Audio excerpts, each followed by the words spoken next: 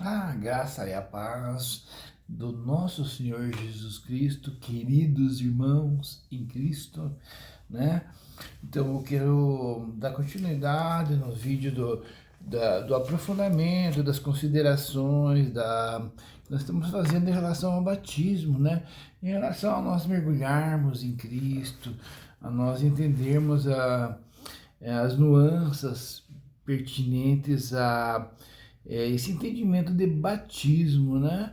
De uma forma um pouquinho mais aprofundada, vamos dizer assim, com uma margem de considerarmos algumas coisas, né? Ousarmos a caminhar num terreno um pouquinho mais longínquo do que já se tem, né?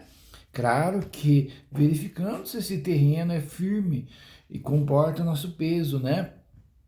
A nossa estatura, e sem deixar os conceitos os conceitos já estabelecidos, né? O básico ali do batismo, né? Com certeza, né? Eu vejo assim como ousar explorar um pouco mais para que firme o conceito de batismo já existente em nós, para que ele reafirme isso, né? Por isso que no vídeo passado eu fiz sobre considerações sobre o que nos afasta da presença de Deus, né? Esse vídeo aí vai lá para a playlist dos princípios elementares da doutrina de Cristo. Essa série que eu estou fazendo, ela é pertinente a Hebreus 6, né, dos princípios elementares da doutrina de Cristo, e Hebreus 6, 1, 2, lá em diante, que ele vai falar sobre os fundamentos, né, a fundação, onde vai vir o edifício, né? E essa fundação, esse alicerce, ele é composto pelo arrependimento das obras mortas, o fé em Deus, ensino sobre batismos no plural, e imposição de mãos, é, ressurreição de mortos e juízo eterno. Então ele é composto disso daí. Nós estamos na área dos batismos e nós vamos ver todas as questões pertinentes ao batismo, mas eu gosto de dar umas pinceladas para a gente analisar assim em volta, sabe? Tipo assim, a gente olha um objeto assim, ó, tô olhando a frente esse objeto é aqui, esse aqui, tá olhando a frente, mas eu quero dar uma olhada do lado para ver o que tem, outro lado, atrás, de repente por cima, por baixo. Eu quero considerar bem todos os ângulos, né? Se eu mostrar para você, o pastor Jorge é redondo e ele é branco na frente, né? E tal. Mas o ângulo que eu tô vendo aqui, ele já, ó, ele é redondo, mas é preto atrás. E se alguém está olhando do ângulo de cima, fala, não, eu estou vendo diferente e tal, e ele tem dois pinos, duas conexões aqui e tal. E outro você olha de baixo e vai falar, não, eu estou vendo redondo mesmo, sabe? Então, e junto todas essas, nenhuma dessas visões irreais, elas são reais, mas são parciais, sabe? Então, e nós olhando todo, nós podemos, opa, nós conseguimos, nós somos seres tridimensionais, nós conseguimos ver nas três dimensões esse objeto. E as situações também, né? Olha, até acendeu e piscou, que mistério. Vamos pôr aqui uma luz, né? Só que essa luz aqui também é forte, mas ela vai ajudar para o vídeo. E então no vídeo passado a gente viu aí sobre o foco, né? Então a gente casou com Cristo, mas uma aliança a gente casou com Cristo. E nós eu trouxe algum relato de alguns cientistas que examinaram o foco e descobriram que nós não conseguimos manter muito foco em uma coisa. Como nós estamos casados com Cristo, e esse casar com Cristo é um símbolo, deixará o homem seu pai e sua mulher, seu pai e sua mãe, e se unirá a sua mulher, né? Grande é esse mistério, Paulo fala ainda, né? E ele falando isso em relação a Cristo e a igreja, né? Então, e nós, marido e mulher, casamos também, e se tornando uma só carne. temos uma aliança, né? Batizamos, eu entro na vida da minha esposa entra na minha vida, ela mergulha na minha vida, eu mergulho na vida dela, e nós passamos a existir um novo mundo, né? E, e, mas há o perigo de eu não manter o foco nisso, eu estar unido com ela, aliançado tudo, mas eu ainda, isso só de boca, isso sepulcro caiado, isso hipocrisia. Eu falo, eu te amo, meu amor, mas sem esse eu te amo acompanhado da realidade de que essa palavra fala, né? Eu te amo, mas eu olho para outras mulheres, eu não considero o que ela gosta, o que ela não gosta, eu não busco fazer a felicidade dela, sabe, eu passo por cima dela, eu humilho ela, falo, então na realidade eu acabo não amando ela, eu não estou prestando, eu não estou focado em entender que essa vida nossa é uma vida a dois, né? E não só entender isso, como vivenciar essa vida a dois, né? De uma forma inteira, né? E é de eu vivenciar essa vida a dois tão profundamente que vai nascer um filho, vai nascer uma criança, né? E não só uma criança física, mas vai nascer também o casal Jorge e Jéssica como um casal, né? E onde há dois ali, a maior paga pelo seu trabalho. Você lembra que a gente viu lá no vídeo passado em Eclesiastes 4:9, se não me engano, mas não me lembro bem se é isso. Então, é grande esse mistério, mas nós podemos estar ausentes dentro da relação, né? E eu vejo que com Cristo, quando Paulo pega lá 1 Coríntios 10, ele fala, vocês foram batizados em Moisés, na nuvem, no mar e tal, mas fizeram esse tipo de coisa aqui que não se faz, se não entenderam a aliança e tal, e não se faz, magoaram, machucaram Deus, né, e tal, não creram em Deus, fizeram, idolatraram outros deuses, se prostituíram, nossa, sabe, tudo aquilo foi feito como figuras para nós, né? E aí eu puxei que o foco não é uma coisa só, ele tem três redes, né? Aí uma doutora lá, uma doutora, eu trouxe o nome no vídeo passado, eles descobriram isso, até um neurocientista descobriu isso, que o foco está determinado em três áreas do cérebro, tem três redes, né? Cujas quais uma rede é a rede de alerta, a segunda rede é a rede de orientação, e essas duas redes nós vimos no vídeo passado. E a outra rede é a rede executiva, que não deu tempo de fazer no vídeo passado, que a gente vai ver nesse vídeo um pouco sobre ela e mais algumas considerações que eu tenho para fazer em relação a essa situação de batismo, né? Então, esse não entender esse processo todo e não entender esse processo, a gente acaba não estando focado nesse relacionamento. E o nosso relacionamento com Deus, ele é altamente pedagógico. Eu digo assim, porque ele nos instrui, ele nos conduz, nossa, nós temos muito a aprender com essa parte mais forte da aliança, que é Deus, né? E assimilar isso, vivenciar isso de uma forma inteira, né? Então a gente acaba ficando, muitas vezes nós acabamos de boca, mas fora, né? E é um processo um pouco mais profundo do que a gente imagina, né? Então a rede executiva, que é essa terceira rede aí, ela é a mais rara, né? Ela controla a sua atenção, resolve os conflitos, dizendo não à distração, né? Então essa rede que a gente tem, que é a rede executiva no nosso crânio, aqui no cérebro, ela controla a atenção para manter o foco, né? Porque vem muitas coisas chamando o meu de rede de alerta, ó, passarinho lá, ó, não sei o que, ó, não sei o que, tentando chamar minha atenção, né? E eu preciso focar em alguma coisa, né? Eu olho para uma coisa, que é a rede que a gente viu passada, que é a rede de orientação. Não, quero olhar só para essa caneta, né? Mas eu joguei o foco aqui, opa, especialmente nas canetas, não lá, não lá e não lá. Eu consegui manter o foco, né? Mas só que eu preciso, vai vir outros sistemas de alerta para mim, mas eu preciso continuar mantendo o foco disso daí. Então eu vou usar a rede de orientação, a rede executiva, para me analisar o que é mais importante no momento, tá? Sabe? Porque veja bem, por exemplo, eu vou atravessar uma rua, tá vindo com os carros assim, daí eu vou, opa, agora vai dar para mim atravessar.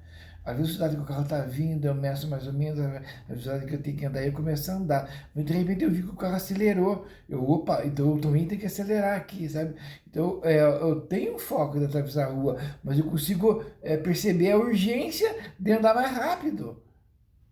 E a rede executiva que vai falar isso para nós, sabe? Não só isso, mas com muitas mais outras coisas, né, em relação a isso. Então ela vai resolver esses conflitos, vai manter a distração, vai manter o foco, né? Ela vai livrar da distração, né? Ela vai mostrar isso que é mais importante, Jorge. Não é você ficar brincando com a caneta enquanto está fazendo o vídeo. Ou lá, imagina a sala de aula, a criança lá, ou a criança, eu sofri muito isso, ou nós também adultos vamos lá, mas de repente vem um falando, vem outro falando, se distrai, se perde a explicação da professora, depois a gente fica perdido, porque não conseguiu manter o foco, né?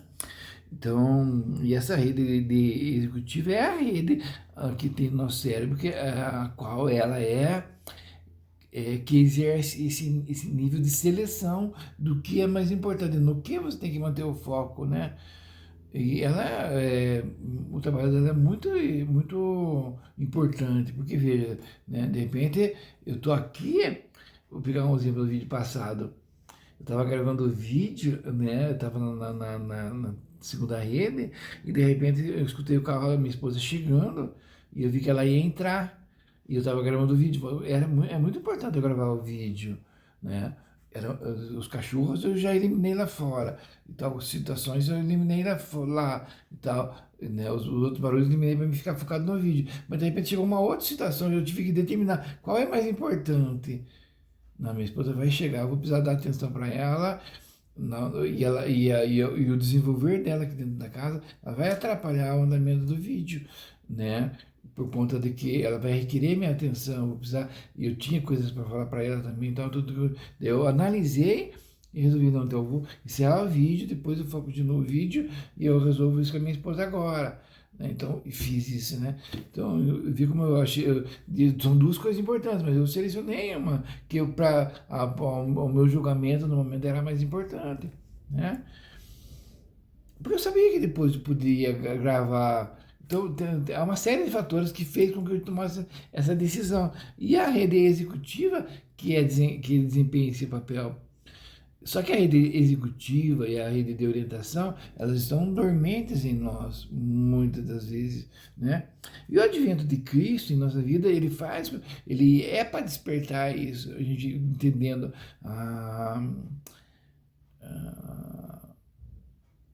o tamanho da importância de Cristo em nossas vidas, né? E conhecendo a palavra, porque esse aumentar é pertinente à fé também. E a fé ela vem pelo ouvir e ouvir a palavra de Deus. Então, ela vai trazer esse entendimento para mim, essas considerações para mim. E não só isso, como uma série de fatores também da minha vida que eu vou entender qual é a importância de Jesus, de Deus na minha vida, né? Que nem eu, para mim é fundamental, eu não vivo sem Deus, né? E é uma realidade, mas é uma realidade desconhecida de mim e de muitos, porque a gente acha que vive sem Deus e a gente vai pelos nossos caminhos, né? A gente não vai chegar num bem maior se a gente for pelos nossos caminhos. Então eu consigo ser acurada agora e acordada a minha rede de orientação e a minha rede executiva, porque ela vai demonstrar o que é mais importante. E, é, e quando a gente começa a analisar, a gente vê que as situações elas têm muito a nos oferecer. A gente consegue ler Cristo em todas as situações por conta disso, da gente entender que no casamento, na aliança que a gente tem com Cristo, agora, tudo é pedagógico. Mas o que é mais pedagógico em cada momento? Tá entendendo? o que Deus quer falar, como que Deus quer falar, como que Deus está se manifestando no presente para você, né? E eu mostrei que também uma parte da distração ela é executada pelo nosso corpo físico, por meio dos sentidos. Você tem que ter domínio sobre os seus sentidos, mas não só os sentidos, mas a alma, a mente, a emoção voltada, as emoções, por exemplo, né? A memória, por exemplo, ela vai querer te jogar para o passado, daí você não vai estar no presente para vivenciar essa realidade, né? Mas quando você tem Cristo, você passa a ser por isso que Jesus fala assim, que a gente já tem a vida eterna, aquele que crê em mim, porque nós navegamos no tempo, nós já conseguimos determinar muita coisa no tempo, sabe? A gente pensa assim que o tempo, por exemplo, a eternidade é uma sucessão de tempos indefinidos, né? Ah, não vai ter mais fim esse tempo, agora eu vou viver o tempo eternamente e tal. Eu vou viver eternamente, né? É um conceito que a gente tem de eternidade, né? É o tempo que vai ser, vou ter muito tempo agora, mas não é uma questão de muito tempo, a eternidade não demanda tempo, tempo é um outro conceito, a parte da eternidade. A eternidade ela é real, ela é sempre a eternidade. A partir do momento que eu começo a falar em tempo, eu estabeleço um começo, estabeleço um fim, né? Se eu falar assim, a eternidade é um tempo que não vai mais ter fim, ou é um tempo, mas eu vou falar um tempo, fechei. Aí agora mais um tempo, é uma sucessão de vários tempos, né? Mas não, a eternidade ela é aquém do tempo, ela é maior que o tempo, ela sabe? E o tempo é composto de passado, presente e futuro, né? A eternidade ela vai, por isso que Deus já sabe lá no final, já foi escrito o Apocalipse, porque ele não é sujeito ao tempo, ele é eterno. Ele tem tanto no passado como lá no futuro, para nós isso, né? Como no presente, ele tá. Por isso que Jesus Cristo é ontem, hoje e eternamente. E quando eu tenho a mente de Cristo, que é adquirida pela conexão, por tudo que a gente falou lá, né, por exemplo, aquele que toma a ceia sem discernir o corpo, toma para sua própria condenação. Por quê? Porque eu não estou discernindo que eu faço parte do corpo de Cristo, né? E há uma série de mandamentos, de mandamentos que eu digo, de orientações do Senhor, para que nós consigamos entender esse conceito e vivenciar esse conceito. E a vivência desse conceito vai gerar em nós essa percepção de viver, de estar no corpo. E, consequentemente, nós vamos ter a mente de Cristo, que fala, nós temos a mente de Cristo, não é? Então, então a gente vai conseguir navegar no futuro, no passado, ressignificar momentos que a gente viveu lá no passado, aos quais nós estamos presos lá, né? Porque, por exemplo, tem muita gente, nossa, a maioria de nós estamos presos lá no passado. Eu estou aqui no presente, mas eu estou preso no passado em situações que eu não signifiquei, que eu não entendi lá. Motivadas por crenças falsas, coisas que foi falado para mim, cujas quais eu pensei que eram verdade e me prendeu naquela época, né? E a crença, a gente tem que entender que a crença, essas crenças, no que a gente acha que é verdade, elas geram pensamentos em nós, e esses pensamentos geram emoções, e as emoções, elas geram sentimentos e formam a realidade, né? Por exemplo, se eu sou uma pessoa que sofri com uma esposa lá atrás, a minha ex-esposa lá atrás e tal, e eu vou pensar que todas as esposas são assim agora, né? Por conta de uma situação que eu vivi lá. Não, então é assim, mulher é assim. Aí que vida que eu vou ter com a minha esposa agora, por causa de uma experiência ruim que eu tive no namoro lá, ou que uma mulher fez algo ruim lá pra mim na minha infância, ou bullying, ou qualquer outra coisa, eu estou preso lá ainda.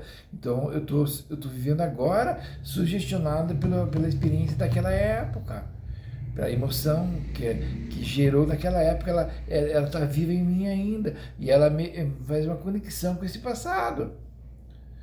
Quando o Senhor Jesus vem na nossa vida, eu ressignifico aquela experiência lá, e eu entendo que não são todas as mulheres que são assim, né? E eu consigo ter uma vida com a minha esposa. O Senhor Jesus vai lá e lança luz naquela situação lá, naquele passado que eu tive lá, traumático, que foi um trauma, né, que traumatizou minha vida, que às vezes gerou uma raiz de amargura, e no presente agora impede com que que a graça de Deus venha até mim, a maravilhosa graça desse até mim, e ela tem que fluir para os outros, mas ela para em mim, porque a raiz da amargura lá do passado está voltando em mim. Eu tirei o mato, mas a raiz ficou embaixo. Ainda não arranquei a raiz. Mas quando Cristo vem na nossa vida, ele arranca a raiz. Ele nos mostra, a gente tira aquilo tudo ali e a gente ressignifica esses momentos, emoções, pensamentos e vontades, né? E mais coisas ainda, né? Gerando novos conceitos agora, conceitos baseados na verdade, na palavra de Deus, né? Por isso que Paulo fala: renoveis a vossa mente, não vos conformeis com esse mundo, mas transformai-vos pela renovação do vosso entendimento, né? Então, 2 Timóteo 1,7, ele vai falar assim, ó, pertinente a essa rede executiva. Ele vai falar assim, ó, 2 Timóteo 1,7. É importante a gente ver isso aqui, porque ele vai falar com moderação. 2 Timóteo 1,7. Porque Deus não nos deu o espírito de temor, mas de fortaleza e de amor e de moderação, né? Esse espírito de moderação, né? Eu coloquei aqui a moderação. A palavra aí, quando você vai buscar no aplicativo lá na realidade dessa palavra lá, no grego, você vai ver que ela é sofronismos. Sofronismos. Eu não vou mostrar como que eu escrevi aqui, porque tá bem, meu caderninho aqui tá bem, mas tá lindo pra você ver aqui. É sofronismos. Aqui, ó. Sofronismos. Sofronismos. Tá bem ruim aqui, minha letra. É rabisco, pessoal, porque é pra mim entender mesmo aqui.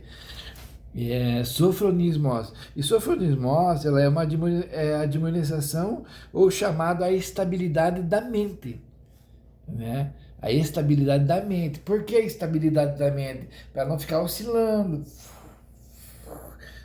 Nossa, eu não consigo nem parar de pé, porque a minha mente está para lá e para cá. Ela está lá e está aqui, está lá e está aqui. Ela não está estável num lugar só. Está no passado, daqui a pouco está no futuro e eu não consigo vivenciar direito. Mas o espírito de moderação, que essa palavra é sofronismos, ela fala a gente manter, uma demonstração, a gente manter uma estabilidade da mente. E a mente é uma faculdade da alma. Em consequência, ela abrange tudo isso. A moderação e autocontrole da mente, que governa a si mesma, sabe? Então, como que eu faço isso, né? Primeiramente, eu preciso me identificar, sabe? Eu preciso entender que eu não sou isso que eu acho que eu sou. Há um ego formado em mim, há um pseudo-eu, né? Que é formado em mim. E foi esse pseudo-eu, eu vou pôr aqui, ó. Vou fazer aqui um risco aqui, ó. Um risco aqui, ó. Pra gente entender um pouquinho. É rabisco, pessoal. É só um simples mapa mental pra gente conseguir entender conceitos só, tá bom? Então, antes, quando eu nasci na carne, eu tive um nascimento na carne, e eu fui impregnado de situações, de falácias, pessoas falando para mim o que era certo, o que era errado e tal. Até aqui eu vim tendo esses conceitos, entendeu? E isso formou quem eu sou hoje. Até eu chegar em Cristo. Então eu tenho conceitos e preconceitos estabelecidos na minha vida. Diz, você é assim, Jorge, você é desse jeito, você é isso, você nunca vai dar nada, você vai dar tudo, você vai não sei o que e tal. E eu acho que tudo isso aqui é verdade, né? Isso aqui tudo é a verdade. Não só em relação a pecados, situações e coisas que eu acho que são boas. Eu quero ver se consigo aprofundar depois mais isso, talvez não dê nesse vídeo, porque é devagar, pessoal, pra gente entender essas coisas, sabe? Mas eu fui formado por tudo isso, sabe? Então isso eu acho que eu sou isso aqui, né? Eu acho que para mim ser bom eu tenho que estar fazendo um monte de coisa. Então o que justifica que eu sou bom é eu estar fazendo um monte de coisa. É as obras, é não sei o que, é não sei o que, sabe? Então tem um monte de conceitos estabelecidos em mim que dizem que isso é a verdade, que isso é aquilo, fulano e tal. Mas quando eu chego em Cristo, eu vou. Agora não vai ser mais só o Jorge, que é formado por todos esses conceitos e preconceitos, esses caracteres que foram marcados na minha vida aqui antes de Cristo. Aqui agora vai começar a existir uma nova criatura, né? Que não é só o Jorge, é Jorge e Cristo junto, né? Vai começar a ser. Eu crio uma aliança com Jesus pelo batismo, com Deus pelo batismo, né? Eu tenho uma aliança, né, que é um exemplo da circuncisão, eu caso, né, eu sou batizado, e adentro num novo mundo, eu vou ser mergulhado num novo mundo, que é o mundo de Cristo, né? Onde Jorge e Jesus, Jorge e Cristo e o Senhor Jesus Cristo vão se tornar uma só pessoa, né? Jorge como símbolo de igreja, da noiva, Jesus, né? Há uma analogia muito legal no tabernáculo, né? As tábuas do tabernáculo, elas eram de madeira de acácia banhadas em ouro, né? Paulo ele fala assim, já não sou eu que vivo, mas Cristo vive em mim.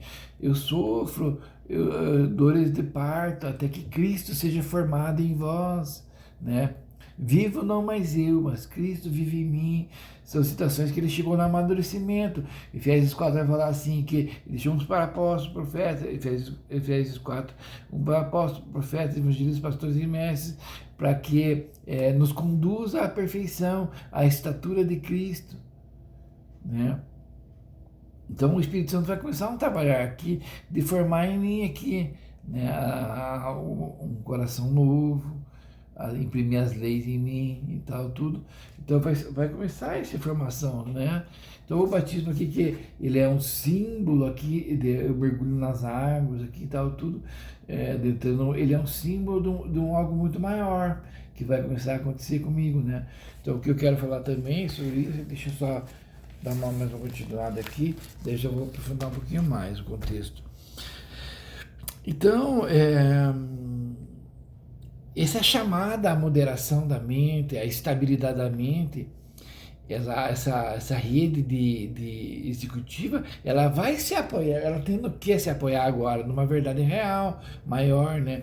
Aquele dia eu estava com o meu nível prumo aqui, ele é nível laser e tal, tudo, né? Ou um plumo, ou uma régua, que são instrumentos de medida eficientes. Se eu for fazer um risco sem uma régua aqui, por exemplo, vou pegar aqui e vou fazer um risco, tá, né? Não vai sair direitinho, porque a minha mão ela tremelica, então não saiu 100%. Mas se eu pôr uma régua e riscar com base na régua, a base é a régua, eu risco com base na régua, vai sair direitinho. Se eu vou fazer uma casa, eu vou usar o plumo para levantar a parede, para que ele saia bem retinho de pé, vai sair retinha a parede, se eu for de conformidade com o plumo. Uma linha de medir, assim, se eu for fazer o tijolo certinho, naquela linha aí, vai ficar tudo certinho, porque eu segui a linha certinho, tá entendendo? Então agora a palavra de Deus vai ser esse guia para mim, né? Você consegue entender isso? A minha rede executiva, ela vai se apoiar na verdade, na palavra de Deus. Aí eu peguei peguei Josué 1:8, né? Aqui vai falar assim para nós, Josué 1:8. Vamos pegar aqui. Deuteronômio, Ruth, Josué 1:8. Não se aparte da tua boca o livro dessa lei, antes medita nela dia e noite, para que tenhas cuidado de fazer conforme a tudo quanto nela está escrito, porque então farás prosperar o teu caminho, e então prudentemente te conduzirás. Olha que lindo isso aqui, ó. Não te mandei eu, esforça-te, né? E daí ele vai falar, se forte e corajoso. Para quê? Para se balizar a palavra de Deus dia e noite, você tem que conhecer ela para você ir conforme ela. Ela vai formar, ela vai mostrar a união do Jorge e Cristo, esse casamento, esse batismo, dessa união agora, se tornando um só.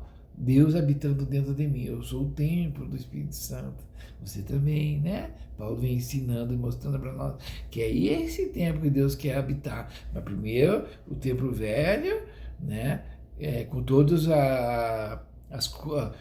os utensílios que estão lá dentro, ele vai ser destruído para vir um novo templo, né?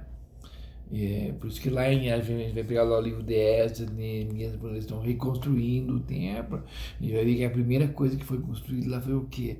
Não foi o alicerce, não foi as paredes, nada. Primeiro eles fizeram o altar. O altar é exemplo de Jesus Cristo, né? O altar. Aí vem as outras coisas. Então eu peguei ele, vamos pegar aqui também Provérbios 7, 1 ao 3.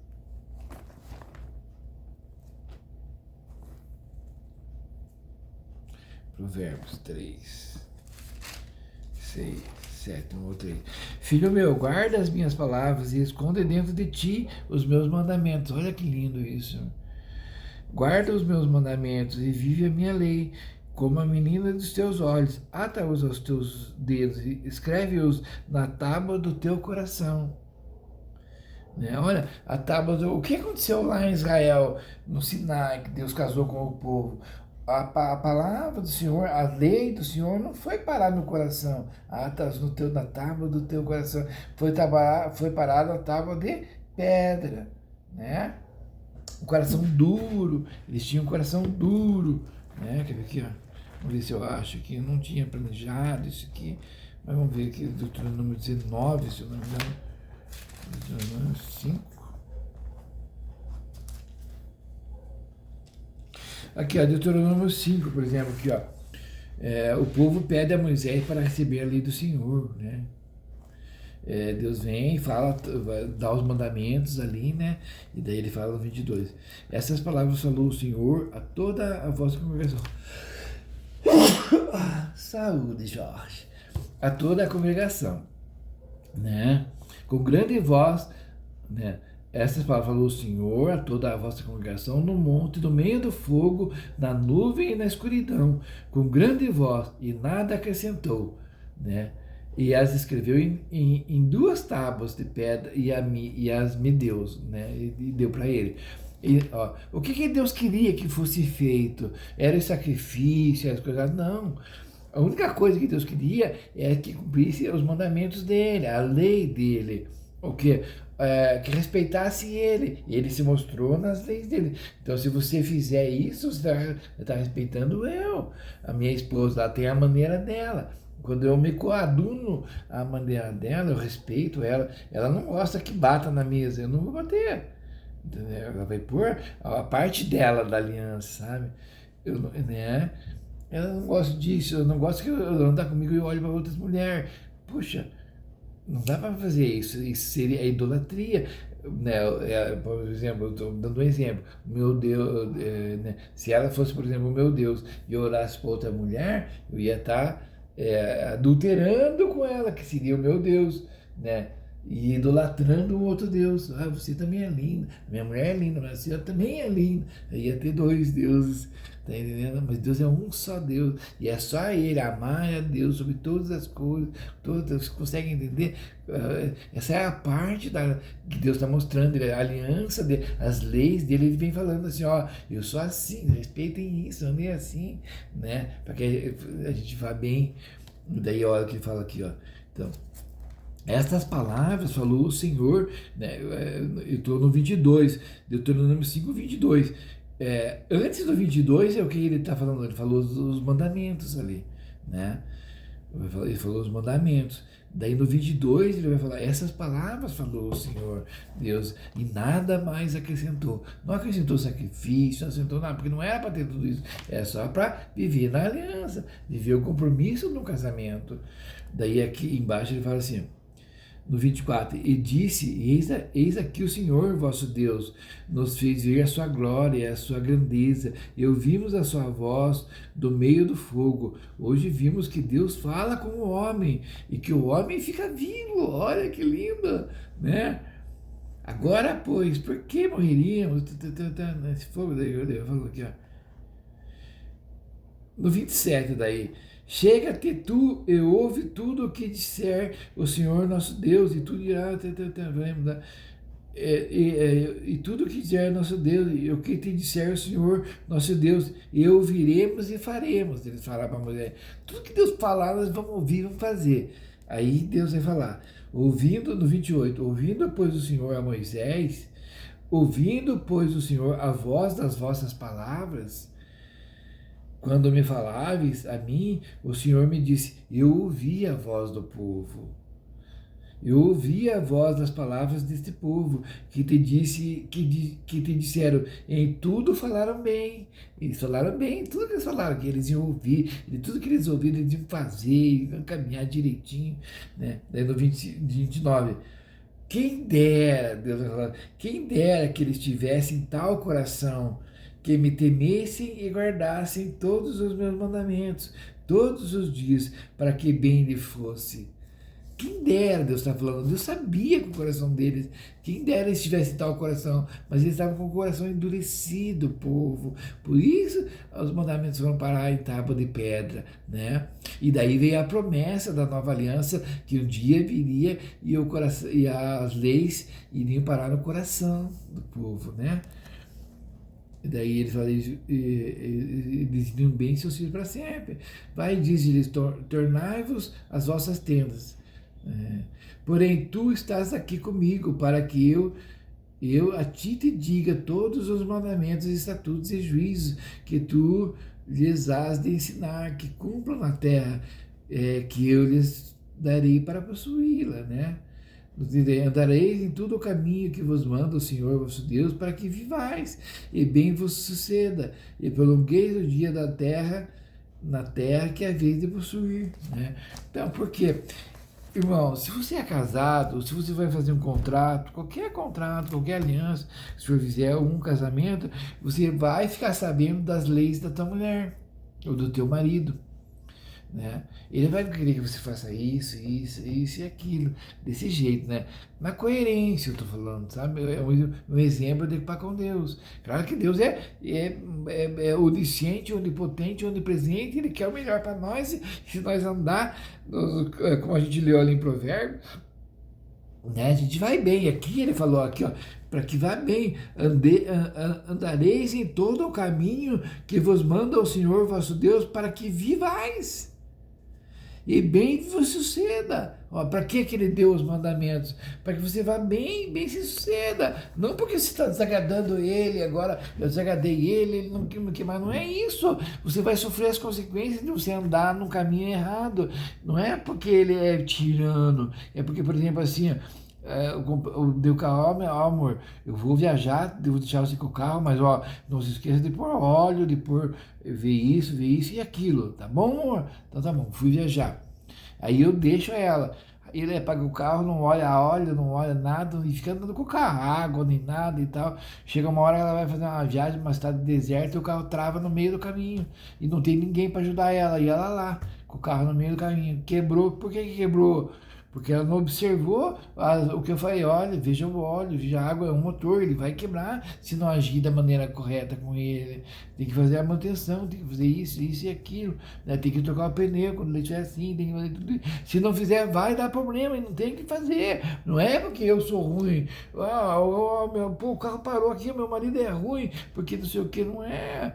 Eu dei a instrução para ela, ela me deu a instrução, amor, caminha assim para que a gente vá bem na nossa vida, né? Não, amor, se você ficar olhando para outra mulher, não vai dar certo, eu não vou ficar bem, vai me machucar. Se você gritar, se você fizer isso, se você fizer aquilo, sabe, amor? Se você ficar jogando, pôr todo o nosso dinheiro nisso, então são observações que é feita para que haja uma qualidade excelente de vida. Agora, isso vindo de Deus é muito mais, porque ele tem altos planos e sonhos para nós. Já não mais agora como só esposa, mas como filhos dele. Porque é uma característica também de Deus, não é? Então, e ali Deus fala, quem dera estivesse tal coração. Mas daí vem a nova aliança, lá a gente vê lá isso lá em Ezequiel 36, olha aqui, ó. Jeremias 31, lá em Hebreus vai falar da nova aliança, Ezequiel também, vamos ver aqui, Ezequiel 36, olha aqui, ó, 36.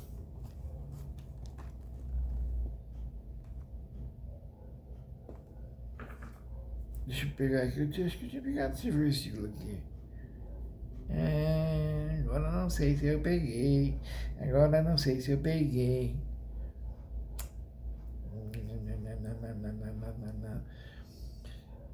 36, 22 e 23. Vamos ver aqui, ó. Diz Ezequiel 36, 22, dize, portanto, a casa de Israel, assim diz o Senhor Jeová, não é por vosso respeito que eu faço isso, ó casa de Israel, mas pelo meu santo nome, que profanaste entre as nações para onde vós fostes, e eu santificarei o meu grande nome, que foi profanado entre as nações, o qual profanastes no meio delas, e as nações saberão que eu sou o Senhor, diz o Senhor Jeová, quando eu for santificado aos teus olhos. Eu vos tomarei dentre as nações e vos congregarei de todos os países e vos trarei para a vossa terra. Então espalharei água pura sobre vós. Olha aqui, ó. Então espalharei água pura sobre vós. Isso não tem uma correlação com o batismo? Água pura sobre vós.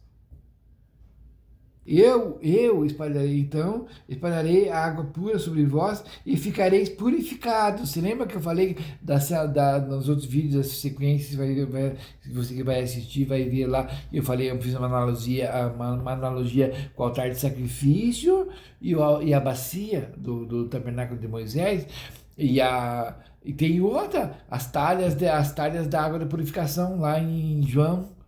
Também tem, no templo de Salomão, tinha as tinas lá, as piscinas de purificação, né? Para renovar, para purificar. É conceito? É rudimento? Então eu espalharei água pura sobre vós e ficareis purificados. Aquelas águas lá, e a água do batismo é um símbolo da verdadeira água que o Senhor vai espalhar sobre nós. Nós vamos ficar purificados, que é a palavra do Senhor, né? Sobre vós e ficareis purificados de todas as vossas imundícies e de todos os vossos ídolos, vos purificarei. Então, quando a gente é mergulhado nessa palavra, as minhas palavras são espírito e vida, o Senhor Jesus vai explicar. Isso vai fazer com que nós nos livremos dos ídolos, os falsos conceitos, falsos deuses, dos vossos ídolos, vos purificarei. Eu vos darei um coração novo, olha o que Deus está falando, ó. E o principal diz que é outro conceito que eu quero pegar com vocês, é que ele fala aqui, ó, Ezequiel 36, 26, e vos darei um coração novo, e vos darei, e está puxando para ele vai dar um coração novo, e porei dentro de vós um espírito novo, e porém dentro de vós. Quem que vai pôr o Espírito Novo dentro de nós? É Ele. Quem que vai dar o coração novo? É Ele. Quem vai purificar? É Ele. Você está vendo que ele puxa para Ele agora? A velha aliança era nós que tínhamos que fazer. Você vai fazer isso, daí você vai conseguir aquilo. Agora aqui na nova aliança, é Ele que vai fazer. É grandioso o que está acontecendo aqui. O Espírito Novo, e tirarei o coração de pedra. Você lembra que a lei foi parada na tábua de pedra? Ele vai pôr agora um coração novo de nós. E ele vai pôr as leis no nosso coração. E tirarei o coração de pedra da vossa carne e vos darei um coração de carne. Ó. E porei dentro de vós o meu espírito. Ó, o que ele está falando. Não é o que aconteceu com o advento do Pentecostes, o Espírito Santo vir, com o advento do Senhor Jesus Cristo, o Senhor Jesus vir e trazer o Espírito Santo. E fareis que andeis nos meus estatutos, e guardarei os meus juízos, e os observeis. Né? Tá entendendo? e vos livrarei de todas as vossas imundícias, e chamarei o trigo, e o multiplicarei, e vos trarei fome sobre vós, e multiplicarei o fruto das árvores. Ele vai fazer grandes coisas, né? Então essa nova aliança, esse que é um símbolo lá do batismo também, né? Porque então são grandes coisas. Deixa eu continuar. Deixa eu só pegar aqui a versão dessa nova aliança, da nova aliança que a gente leu lá em Ezequiel 37, tem Jeremias também, Jeremias 31, se eu não me engano, deixa eu só dar uma olhada aqui. Jeremias 30, 26.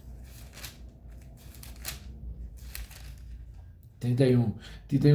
Eis que vem dias, diz o Senhor, em que farei um concerto novo com a casa de Israel e a casa de Judá, não conforme o concerto que fiz com seus pais, no dias que os tomei pela mão, para tirar da terra do Egito, daquele concerto Sinai que a gente está falando lá, não conforme aquele conceito, né? Aquele concerto, porque aquele concerto foi invalidado no dia... pela mão para os tirar da terra do Egito, porque eles invalidaram o meu concerto, apesar de eu os haver desposado, diz o Senhor. Aquele casamento que eu falei que houve lá no Sinai. Deus casou com o povo, mas eles invalidaram, né? Mas este é o concerto que farei com a casa de Israel depois daqueles dias, diz o Senhor. Porei a minha lei no seu interior e a escreverei no seu coração. E eu serei o seu Deus e eles serão o meu povo. Sabe? Então grandes coisas estão acontecendo aqui por meio dessa nova aliança. E é Deus que está encarregado de fazer e colocar em nós agora. Essas situações, tá bom? Mas pastor Jorge, aqui, Deus está falando aqui da casa de Israel. Então, no meu canal tem uma playlist que é as duas casas de Israel. Você vai ver como que nós fomos assimilados ali, porque Israel foi disperso às nações. Foi separado o Israel lá, que era um só. Lá no Sinai estava Israel só.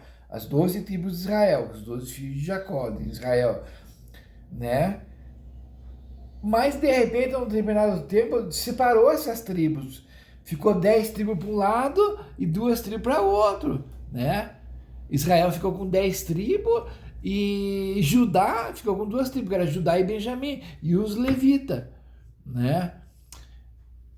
E aí, Israel começou a fazer muita adulteração, muita idolatria e tal, não sei o que veio os profetas, profetizaram e falaram, ó, o couro vai comer, né? E aí veio, bateu o reino sobre eles e levou eles embora. A Síria levou eles embora. E daí... e foram dispersos, não voltaram mais, até hoje foram dispersos, foram semeados nas nações, né? Aí já vem lá de Efraim, né? Porque Efraim ficou sendo cabeça da casa de Israel, tá bom? No meu canal aí tem a playlist, as duas casas de Israel, você vai lá e vê lá, e você encontra também no YouTube. E Judá foi levado cativo pela Babilônia também, mas retornou do cativeiro. Daí é onde lá as Neemias reconstroem o templo, a cidade e tal, tudo. E daí voltou, né? E quando voltou, quando na nova aliança, Deus está falando que vai fazer uma nova aliança e vai trazer Israel de todas as nações de volta, né? E lá em Oséias 1 a gente vai ver, em Efésios a gente vai perceber toda essa mescla, daí que a gente volta junto, né? Os gentios, as pessoas, nós voltamos juntos, fazemos parte disso, porque eles deixaram de ser povo, Israel deixou de ser povo, não era mais povo de Deus, perdeu a aliança. Lá em Jeremias, Deus deu carta de divórcio. Quando dá carta de divórcio, o que é? Você não é mais povo, você não tem mais aliança. Eles ficaram sem aliança, Israel. Assim como nós, os gentios, também estavam sem aliança. Mas ali abre uma brecha, quando Deus puxa, Ele puxa todos para fazer uma nova aliança. Tá entendendo? Você quer ver como Israel ganhou a carta de divórcio? Vê lá Jeremias 3, se eu não me engano. Leia lá que você vai ver. Mas tem aí no meu canal tudo isso daí, mas não era pertinente a isso. Mas o que a gente entende? Por que a gente está falando tudo isso? Porque eu quero agora aprofundar um pouquinho mais no conceito. Por que aprofundar um pouquinho mais? Porque quando nós vemos o batismo, nós vemos o ato do batismo, né? Nas águas. Só que o que acontece? Há um lado espiritual nisso também. O lado espiritual é um lado que Sem o poder de Deus não adianta nada você se batizar. Ah, me batizei, então tu salva por causa do batismo. Tu salva por causa do batismo. E é o que é, e a crença de muitos é que eu estou batizado e estou salvo, né? Estou salvo já, porque eu fui batizado. Posso fazer o que eu quiser, tá tudo bem. Só que desmonta isso quando a gente vai ver lá, 1 Coríntios 10, quando a gente começou os estudos, que lá eles foram batizados em Moisés, na nuvem e no mar. Né? Eles foram tirados da terra do Egito para ser conduzidos a Canaã. Mas no meio do caminho, o que que acontece? Eles começam a fazer coisas erradas. Eles têm idolatria, eles se apartam de Deus. O que eles apostatam da fé. Eles não creem. Ah, mas Jorge, isso não tem nada a ver. Veja aqui, ó. Vamos ver Hebreus aqui, vamos ver Hebreus. Aqui, ó, Hebreus aqui, ó.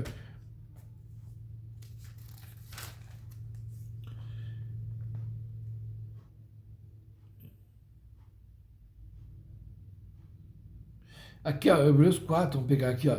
Temamos, pois, que, porventura deixada a promessa de entrar no seu repouso, pareça que alguns de vós fica para trás. Porque também a nós foram pregadas as boas novas, como a eles. A eles quem? Aquele povo lá no deserto. Foi pregada a boa notícia, a palavra foi pregada. Mas a palavra da pregação nada lhes aproveitou, porquanto não estava misturada com a fé naqueles que a ouviram, porque nós, os que temos crido, entramos no repouso, tal como disse assim, jurei, né? Daí ele vai continuando lá. Antes, ali no versículo 15, aqui no 3, capítulo 3, versículo 7. Portanto, como diz o Espírito Santo, se ouvirdes hoje a sua voz, não endureçais os vossos corações, como na provação, no dia da tentação do deserto, onde vossos pais me tentaram, me provaram e viram por 40 anos as minhas obras. Por isso me indignei contra eles, contra essa geração, e disse: estes sempre erram em seus corações, e não conheceram os meus caminhos. Assim jurei na minha ira que não entrarão no meu repouso. Não entraram no repouso. Vede, irmãos, que nunca haja em qualquer de vós coração mau e infiel para se apartar do Deus vivo. A gente tem que ter cuidado para que não haja um duro coração de incredulidade, para se apartar do Deus vivo. Que foi o que aconteceu com eles lá. Apesar de casado, eles namoraram outros deuses. Eles adulteraram, né? Esse aqui é um exemplo para nós. Foi feito de exemplo. Por que foi feito de exemplo lá para nós agora aqui, né? Antes, no 13, antes exortai-vos uns aos outros todos os dias, durante o tempo que se chama hoje, para que nenhum de vós se endureça pelo engano do pecado, pelo engano do erro. Porque nos tornamos participantes de Cristo, se tivermos firmemente o princípio da nossa confiança até o fim. Enquanto se diz hoje, se ouvirdes a sua voz, não endureçais os vossos corações. Deixa eu desligar aqui. Não endureçais os vossos corações, como na provação, porque havendo alguns ouvido, o provocaram, mas não todos os que saíram do Egito, por meio de Moisés, né? Então,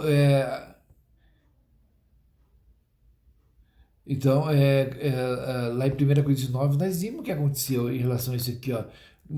Sucumbiram muitos, né? Quando foram provados. Mano 7, mas com quem se indignou por 40 anos? Não foi porventura com os que pecaram? Cujos corpos caíram no deserto? E a quem jurou que não entrariam no seu repouso, senão os que foram desobedientes? Olha aqui, ó. E vemos que não puderam entrar por causa da sua incredulidade. Não puderam entrar no quê? No repouso de Deus. O que é o repouso? É o sábado, né? Há um tempo, o sábado é o dia do Senhor. O sábado é a alusão do milênio, a alusão da nova vida que vai vir, né? Mas muitos não vão entrar, por quê? Por causa de um duro coração de incredulidade. Por causa de ir após outros deuses. Quando a gente vai ver na Apocalipse lá, eles vão, o falso profeta, a besta e o falso profeta. O que que é a besta? A besta, ela é o aglomerado de pessoas, de reinos, constituído por pessoas que vão atacar o povo de Deus. Eles vão ser lançados no fogo, no lago de fogo e enxofre preparado para eles. Não vou conseguir achar aqui agora. Aqui, ó, vou pegar aqui Apocalipse 20, versículo 10. Ó. Ele vai falar assim, ó. No 27, 20, versículo 7. E acabando seus 1000 anos, Satanás será solto da sua prisão. Ele sairá a enganar as nações e tal. Daí quando chega no 10, ele fala assim: e o diabo que os enganava foi lançado no lago de fogo e enxofre, onde está a besta e o falso profeta, e de dia e de noite serão atormentados para todo sempre. Então, o diabo vai ser lançado onde que já está a besta e o falso profeta, né, que foram julgados antes, né, e de dia e de noite vão ser atormentados. Quem que é a besta e o falso profeta? Lá, no Apocalipse 10, a gente vê uma besta que sai da água, do mar, quer ver aqui, ó, Apocalipse 13, a epígrafe do texto Apocalipse 13 é a besta que subiu do mar. Né? O que é o mar? As nações. Das nações se reúnem reinos e saem pessoas que, né, a besta sai dali, da aglomeração desses reinos. E tem uma besta, no Apocalipse 13, 11, vai falar, a epígrafe é a besta que subiu da terra. E do meio do povo de Deus, do povo de Deus também sai uma besta também. Né? Daqueles que se dizem religiosos, também sai uma besta também. Tá entendendo? Então essas bestas vão ser lançadas no lago de fogo e enxofre. Tá entendendo? Então o que acontece? Por que é isso que é importante, irmão? Porque para desmontar falsos ensinos. Porque senão a gente vai pensar, eu posso fazer o que eu quiser, eu posso fazer o que quiser, não tem problema nenhum, eu já sou salvo em Cristo. Né? É porque eu fui batizado, mas não entende que o batismo o batismo ele é o batismo nas águas, mas ele é a letra com o Espírito, não é só, é importante você mergulhar nas águas, é importante, mas ele tem que vir acompanhado do Espírito, porque o que é carne, o que é Espírito, o novo nascimento se dá pelo Espírito.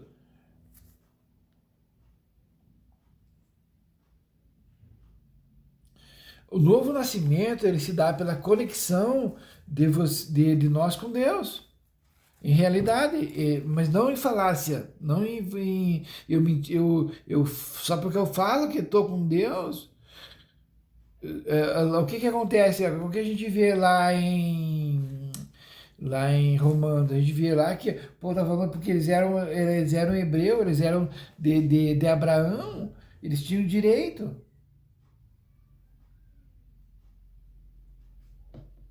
Mas é todos que entram em Cristo que têm direito, entendeu? O verdadeiro Israel de Deus. Eles achavam que. Vamos pegar aqui, vamos pegar Gálatas aqui, ó. Aqui, ó. É importante a gente entender isso. Eu não quero atacar ninguém, eu quero só que a gente entenda esses conceitos. E, né?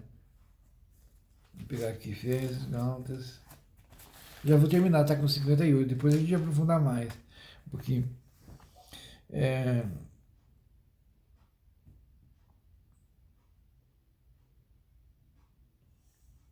Aqui, ó, Gálatas 3. Ó, insensatos Gálatas, quem vos ensinou para não obedecerdes a verdade, a vós perante os olhos de quem Cristo Jesus foi crucificado? Eu só quisera saber isto, recebesse o Espírito pelas obras da lei ou pela pregação da fé? Sois vós tão insensatos que, tendo começado pelo Espírito, acabeis agora pela carne? Né? O Senhor Jesus fala lá em João 3 para Nicodemos, que é o sábio da lei, ele falando assim, ó, ele fala assim, o que é nascido da carne é carne, o que é nascido do Espírito é Espírito. Veja a diferença. Né? Portanto, necessário vos é nascer de novo. Nicodemos queria usar a carne, mas eu tenho que voltar no ventre da minha mulher? E Jesus está falando das coisas do Espírito ali. É um outro reino. Veja que daí ele vai falar assim, ó. Então, sou insensato, começado pelo Espírito, agora quer acabar pela carne? E será em vão que tenhais padecido tanto? Né? No 5. Aquele, pois, que vos dá o Espírito, obras maravilhosas entre vós, falo pelas obras da lei ou pela pregação da fé? Assim como Abraão creu em Deus, e isso foi imputado como justiça, sabeis, pois, que os que são da fé são filhos de Abraão. Olha aqui a diferença, tá entendendo?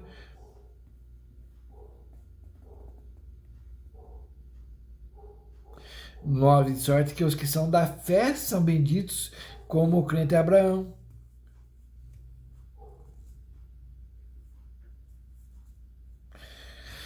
Então aqui ele vai dizer, ele vai falar muito sobre essas questões aqui.